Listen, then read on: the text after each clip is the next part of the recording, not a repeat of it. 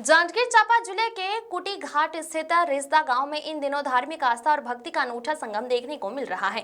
गांव में किस कुंडिया श्री शिव शक्ति महायज्ञ के साथ संगीतमय श्रीमद् भागवत कथा का आयोजन किया जा रहा है। महाशिवरात्रि के पावन अवसर पर विशेष रुद्राभिषेक किया गया, जिसमें बड़ी संख्या में श्रद्धालु शामिल हुए। वृंदावन धाम से पधारी विदुश्री आराध्या द्विवेदी व्यासपीठ से श्रीमद् भागवत कथा का रसपान करा रही हैं।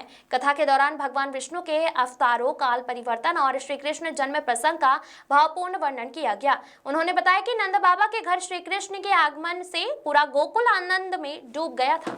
बिलासपुर जांजगीर शिवरी नारायण नेशनल हाईवे से लगे रिश्दा गांव में 11 फरवरी से 17 फरवरी तक आयोजित इस 21 कुंडात्मक शिव शक्ति महायज्ञ और श्रीमद् भागवत कथा में आसपास के गांवों से भी श्रद्धालु बड़ी संख्या में पहुंच रहे हैं। कथा में कंस, पूतना और श्री कृष्ण से जुड़े प्रसंगों को वर्णन करते हुए यह संदेश दिया गया कि निष्पट भाव से ईश्वर से जुड़ने पर मोक्ष की प्राप्ति होती है। कथा वाचिका ने बताया कि पूतना पूर्व जन्म में राजा बलि की पुत्री थी। वामन अवतार के प्रसंग से जुड़े उनके भाव और कर्मों के कारण उसे दूसरे जन्म में श्री कृष्ण को दूध पिलाने का सौभाग्य मिला और अंततः मोक्ष प्राप्त हुई।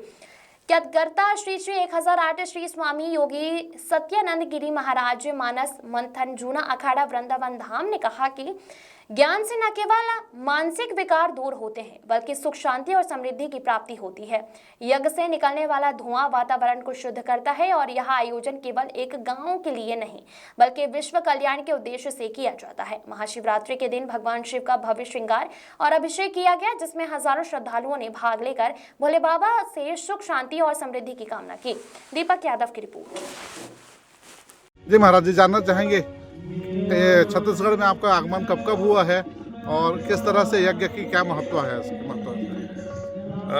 छत्तीसगढ़ तो आगमन की अगर बात करें तो पिछले साल दिसंबर के महीने में भी आगमन हुआ था, जो कि यहाँ से निकटतम बलौदा में हमारा कार्यक्रम हुआ था।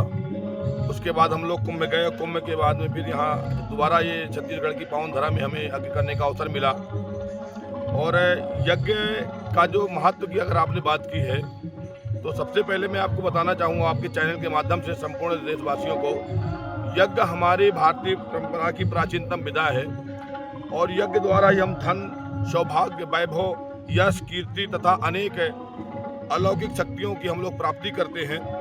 यज्ञ से केवल आध्यात्मिक प्रगति नहीं, अपितु राष्ट्र की भी प्रगति निहित है। यज्ञ द्वारा आसपास के वातावरण का शोधन होता है, जिससे अनेक रोगों का शमन होता है। जी, विशेष रूप से हम लोगों ने भगवान महामृत्युंजय का रुद्राभिषेक किया, जिसमें लगभग हजारों की संख्या में श्रद्धालु हमारे साथ शामिल हुए और हम लोगों ने पूरी हमारे संतों की टीम और ब्राह्मणों की टीम के साथ हम लोगों ने दिव्य शिवरात्रि का पर्व मनाया और दिव्य भगवान का अभिषेक किया।